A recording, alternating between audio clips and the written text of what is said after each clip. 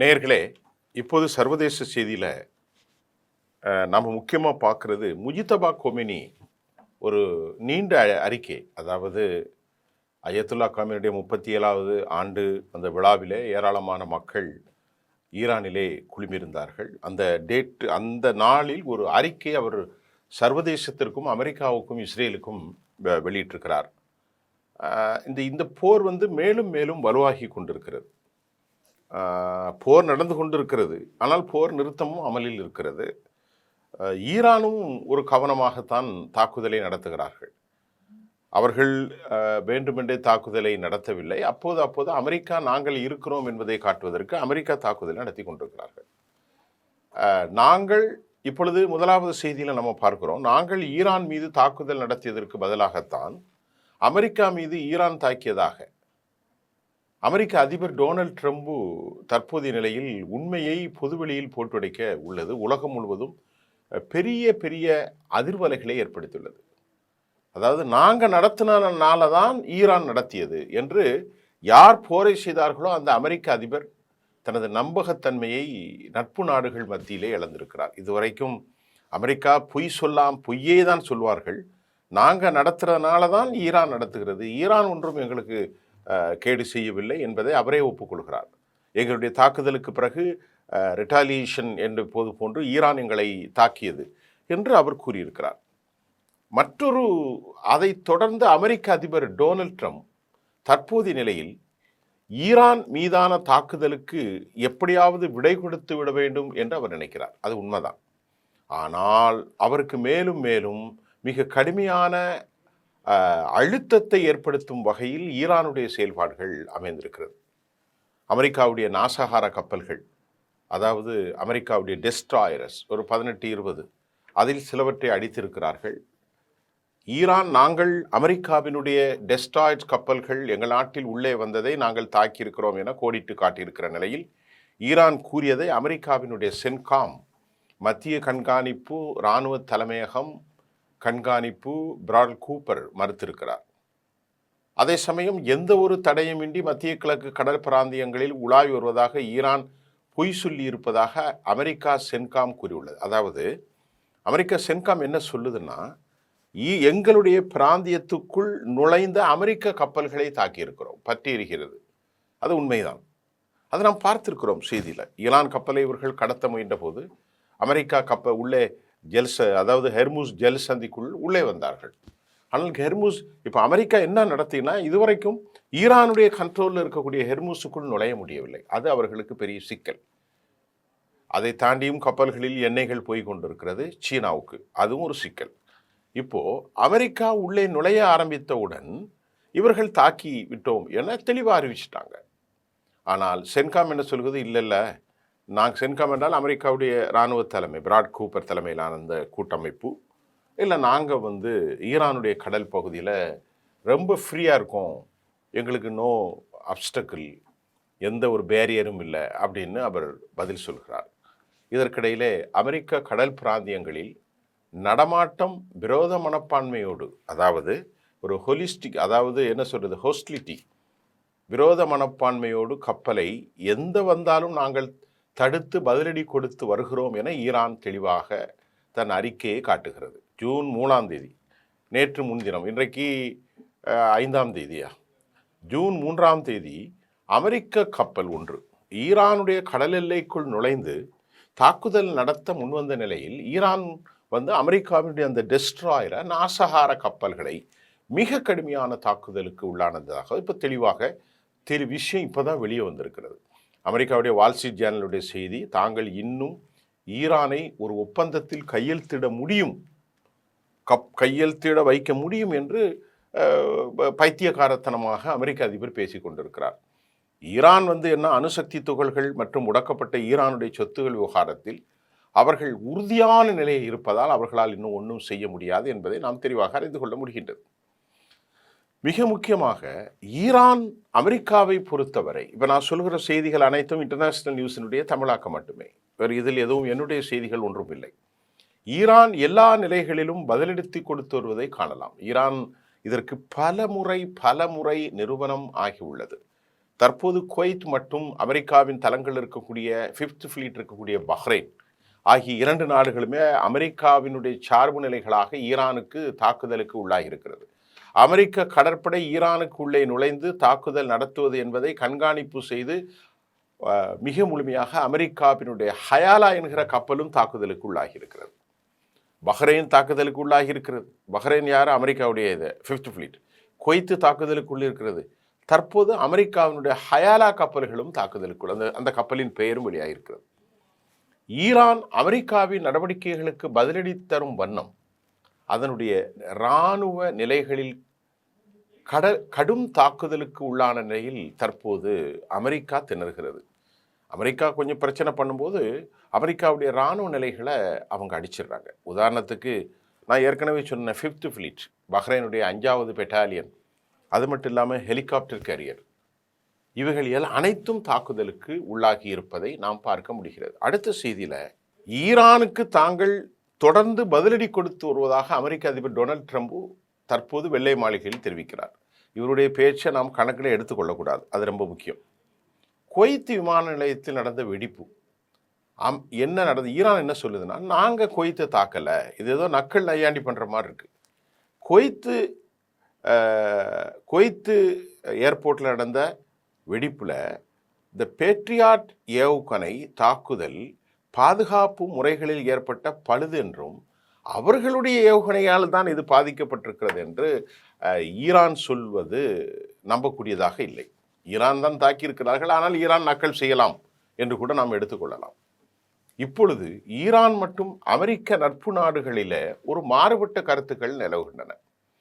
America மற்றும் Israel ஆகிய 2 நாடுகளும் தெளிவான தோல்வி அடைந்து வரும் நிலையில் ஈரான் மக்களிடையே அவர்கள் பதட்டத்தை ஏற்படுத்த முயல்வதாக உச்சபட்ச தலைவர் முஜித்தபா கொமேனி நாட்டு மக்களுக்கான வேண்டுகோளை விடுவித்திருக்கிறார். ஈரானுடைய ஆயத்துல்லா கமேனியுடைய மரணத்திற்கு பிறகு பதவியேற்ற முஜித்தபா கமேனி இன்னும் பொதுவெளியில் தோன்றாத நிலையில், முழுமையான தோல்வி அடைந்த நிலையில் எங்கள் நாட்டின் மக்களை பிரித்து எங்களை தேசவிரோத செயல்களில் அவர்களை தூண்டுகிறார்கள் என்று அவர் அறிக்கை விட்டிருக்கிறார். அந்த அறிக்கையின் தொடர்ந்து மக்களை பிரித்து தேசத்தை வலுவிழக்க அமெரிக்கா மற்றும் இஸ்ரேல் முயற்சி செய்து வருவதை உச்சபட்ச தலைவர் முஜித்தபா கொமேனி நாட்டு மக்களுக்கு வேண்டுகோள் விடுத்திருப்பதும் இந்த தீவிர சதியிலிருந்து நீங்கள் கவனமாக இருக்க வேண்டும் என்றும் கூறியிருக்கிறார். உச்சபட்ச தலைவர் அயத்துல்லா கமேனி நினைவிடத்தில் அஞ்சலி செலுத்தும் வகையில் கூடிய நிலையில் அமெரிக்காவை பழிவாங்கியே ஆக வேண்டும் என கடும் முழக்கங்கள் எழுந்து வருவதை காணலாம். இதுதான் ஈரான் மக்களின் மனநிலையாக இருந்து வருகிறது என்பது யதார்த்தமான நிலை. தற்போது ஈரானுடைய ஏவுகணை தொழில்நுட்ப கட்டமைப்பு மூலம் உலகின் மிகப்பெரிய அளவிலான சாதனைகளை அவர்கள் புரிந்திருப்பதை யூரோப் நாடுகளும் அமெரிக்கர்களும் மலைத்து நிற்பது இப்போது காலை செய்தி. 20 ஆண்டுகளாக நிலத்தடி ஏவுகணை நகரங்களை உருவாக்கி ஈரான் அபாரமான வெற்றியை பெற்றிருக்கிறார்கள். அமெரிக்காவால் எந்த ஒரு நிலையிலும் அடையாளம் காண முடியாத வகையில்தான் ஈரானுடைய இந்த நிலத்தடி இருக்கிறது. ஏனென்றால் சேட்டலைட்டில் இருந்து பார்க்கும்போது கூட அவர்களால் அடையாளம் காண முடியவில்லை. ஏனென்று சொன்னால் அதில் பல வழிகள் இருக்கிறது. கிட்டத்தட்ட 100க்கும் மேற்பட்ட மிசைல் சிட்டிஸ் இருக்கிறது. நேற்று கூட கெசீம் தீவுகளில் உங்களுக்கு சொல்லியிருந்தேன். அதில் கூட மிசைல் சிட்டி அமைச்சிருக்கிறாங்க. 20 வருஷமா 30 வருஷமா மலைகளை குடைந்து இதில் மிக அதிகமாக அவர்களுக்கு உதவியர்கள் வடகொரியர்கள். இப்படி எல்லா நிலைகளிலும் மேலிருந்து சேட்டலைட்டில் அவர்கள் பார்க்க முடியாது. பார்த்தால் நேராகத்தான் தெரியுமே தவிர அதில் குண்டை போட்டாலும் அது கீழேயும் செல்லாது. உங்களுக்கு புரியும் என்று நினைக்கின்றேன். சேட்டலைட்டை அவர்கள் அடையாளம் காண முடியாது. அப்படி அடையாளம் காண்டாலும் அது ஒரு குறிப்பிட்ட நேரத்துக்கு போய் தான் இருக்கும். பக்கவாட்டில் தாக்குதல் நடத்த முடியாது. நேராகத்தான் குண்டு போட முடியும். பங்கர் பஸ்டர்களை மலைகளுக்கு கீழ் சைடில் பக்கவாட்டில் நடத்த முடியாது. இதுதான் அமெரிக்காவுக்கு சிக்கல். இப்படி 69 மலை நகரங்களில் ஒன்றல்ல ரெண்டல்ல 69க்கும் மேற்பட்ட மிசைல் சிட்டி நகரங்கள் ஏதாவது ஒன்றை நகர்த்தினால் கூட மற்றவை இயங்கக்கூடிய அளவில் செயல்பட்டு வருகிறது. ஒன்று போனாலும் அவர்களுக்கு 69க்கு மேற்பட்டது இருக்கிறது. ஈரான் முழுமையாக மலைகளை சூழ்ந்த நகரங்கள் கொண்ட பகுதியாகும். இது ஈரானுக்கு இந்த இந்த ஏவுகணை சிட்டியை அவர்கள் வடிவமைப்பதற்கு அமெரிக்க குண்டுகளால் துளைக்க முடியாத ஏவுகணைகளை அவர்கள் ஆழப்படுத்துவதற்கு மிகுந்த வாய்ப்புகள் இருக்கிறது. மலைகளின் மீது வழி, பல்வேறு பாதைகள்.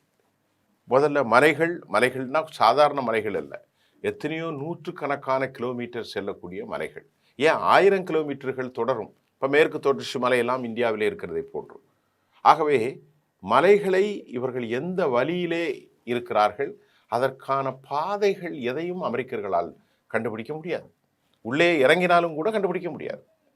அமெரிக்கா என்னவெல்லாம் செய்வார்கள் என்பதை நன்கு தெரிந்துதான் ஈரானியர்கள் அமெரிக்கா மற்றும் இஸ்ரேல் ஆகிய 2 நாடுகளும் என்னவெல்லாம் செய்வார்கள் என்பதை நன்கு அறிந்து அவர்கள் மலைகள், வாயில்புற சாலைகள், வாயில்புற வழிகளை மட்டும் தாக்கி அழிக்க கொஞ்சம் 1-2 முடிஞ்சிருக்க தவிர ஈரானுடைய மறைமுக ஏவுகணை தொழில்நுட்ப சாதனங்களை முழுமையாக ஆழப்படுத்தப்பட்ட மிசைல் சிட்டியை ஒருபோதும் தகர்க்க முடியாது என்று இதுதான் நிதர்சனமான உண்மை.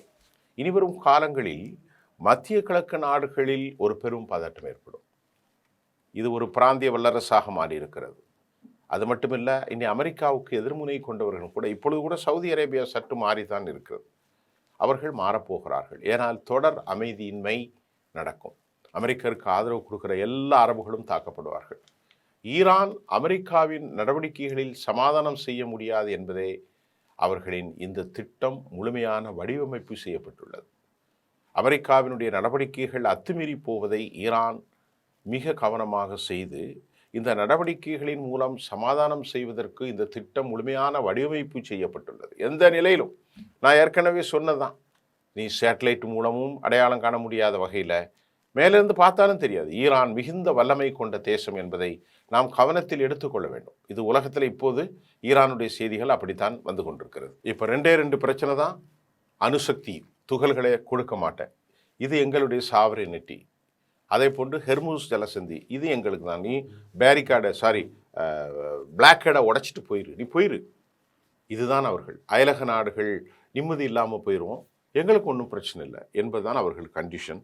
அமெரிக்கா தொடர்ந்து பொய் சொல்லிக்கொண்டே தான் இருக்கிறார்கள். இப்போ முஜிதபா கொமேனியுடைய இந்த அறிக்கை தேசத்தை பிளவுபடுத்தும் எந்த சக்திகளுக்கும் நாங்கள் அனுமதிக்கப் போவதில்லை என்றும், அமெரிக்காவை பழி வாங்கி ஆக வேண்டும், அமெரிக்காவோடு சமாதானம் செய்யக்கூடாது என்றும் தற்போது ஆயத்துல்லா கமேனியுடைய அந்த அஞ்சலி செலுத்தும் விழாவிலே ஏராளமான கேடட்ஸ், மக்கள், ஈரானியர்கள் அமெரிக்காவுக்கு எதிர்க்க ஒரு ரிட்டாலியேஷன் கோரஸ் வாய்ஸ் இணைப்பு, ஒரு ஒளி பிரகடனம் உலகளவிலே இருக்கிறது. ஆனால் இப்பொழுது போர் முடிந்து விட்டது என்று அமெரிக்காவினுடைய மார்க்கோ ரூபியோ மார்த்தட்டுகிறார். மார்க்கோ ரூபியோ என்றாலே அவர் மார்த்தட்டத்தான் செய்வார். ஆனால் உண்மையிலே ஏன் அவர்கள் மார்த்தட்டுகிறார்கள், பொய் சொல்கிறார்கள் என்று சொன்னால், இப்பொழுது முதலாவது கட்டம் எபிக் ஃபியூரி கம்ப்ளீட் ஃபெயில், 2வது ப்ராஜெக்ட் ஃப்ரீடம் அது ஆரம்பித்து 36 மணி நேரத்திலே முடங்கிறது. மறுபடியும் எபிக் ஃபியூரி 2.0 என்று ஆரம்பித்தார்கள், அதுவும் ஃபெயிலியர். அதனால் இதே ஒரு 100 நாள் ஆகப்போகுது. ஈரானை வெனிசுவாலா அல்ல, இன்னும் பல 100 நாள்கள் ஆனாலும் நாங்கள் தயாராக இருப்போம் என்ற நிலையில் பெயர்மாற்றம் செய்து தப்பித்துக் கொள்வதற்கு அமெரிக்க அதிபரும் முனைகிறார்கள். ஆனால் ஈரான் தெளிவாக சொல்லியிருக்கிறது, ஒருபோதும் உங்களிடத்தில் நாங்கள் கொடுக்க போவதில்லை, ஒருபோதும் ஹெர்முஸ் ஜலசதியை விட்டு கொடுக்க போவதில்லை. நீங்கள் முடிந்தால் தாக்குங்கள். நான் ஏற்கனவே சொன்ன மாதிரி 100க்கும் மேற்பட்ட தளங்கள். இப்போ இதே ஒரு யூக செய்தி தான். 69க்கும் மேற்பட்ட மலைக்கீழ் நகரங்கள், அதில் 1-2 அவர்கள் தப்பித்தவரை அடித்தாலும் மீதி எதுவுமே செய்ய முடியாது. அது பாதைகளை யூகிக்க முடியாது. பாதைகள் எங்கிருந்து வருகிறது, என்ன மலைகளுக்குள் எப்படி போகிறது. உலகத்தில் இப்படித்தானே தோத்தாங்க. தோராபுரா மலையில் ஆப்கனில் எப்படி தோத்தார்களோ அதைவிட படுமோசமான தோல்வியை அமெரிக்கா காணப்போகிறது. அமெரிக்காவுடைய தோல்வி உறுதியான ஒன்று தான், அதில் எந்த சந்தேகமும் இல்லை. வேணால் இன்னும் பல 1000 பேரை கொள்ளலாம், 10,000 பேரை கூட கொள்ளலாம். ஆனால் 11,000 பேரை அவர் கொள்ள முடியாது. ஒரு உதாரணத்திற்காக, அதற்குள் அவர்களுக்கு ஆயுதங்களும் இல்லை, அவர்களுக்கு வலுவும் இல்லை, அவர்களுடைய பணமும் இங்கே செலவழிக்க முடியாத சூழ்நிலையில் முஜிதபா கொமேனி இதையெல்லாம் அறிந்துதான் எங்கள் நாட்டு மக்களோடு நீங்கள் பிளவு ஏற்படுத்த வேண்டாம், ஆயுதங்களால் போரிட்டு ஜெயிக்க முடியாது என்பதை நன்கு உணர்ந்து கொண்ட அமெரிக்கா தற்போது நாட்டு மக்களோடு ஒரு குழப்பத்தை ஏற்படுத்த மோதுகிறார்கள். இப்பொழுது இந்த பிரச்சனைகள் முடிவுக்கு வருகின்ற போது இனி வருங்காலம் இஸ்ரேலுக்கு பெரும் சிக்கலை ஏற்படுத்தும். அமெரிக்கா இனி தப்பிவிட்டால் இனி இஸ்ரேல் சிக்கப்பட்டு கொண்டு விடுவார்கள். இஸ்ரேல் சிக்கப்பட்டு கொண்டால் அமெரிக்கா நேரடியாக வராது. அமெரிக்கா மறைமுகமாக இஸ்ரேலுக்கு உதவலாம்.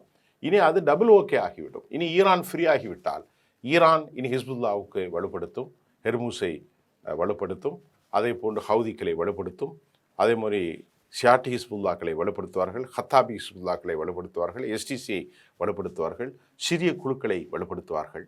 இது இனி நிரந்தர அமைதியற்ற ஒரு சூழ்நிலையை இஸ்ரேலுக்கு ஏற்படுத்தும். அமெரிக்கா தப்பி போய்விடலாம், இஸ்ரேல் தப்பிவிட முடியாது. ஏன்னா நிலைமை மாறி இருக்கிறது. மீண்டும் நாளை புதிய செய்திகளோடு உங்களை சந்திக்கின்றேன். நன்றி.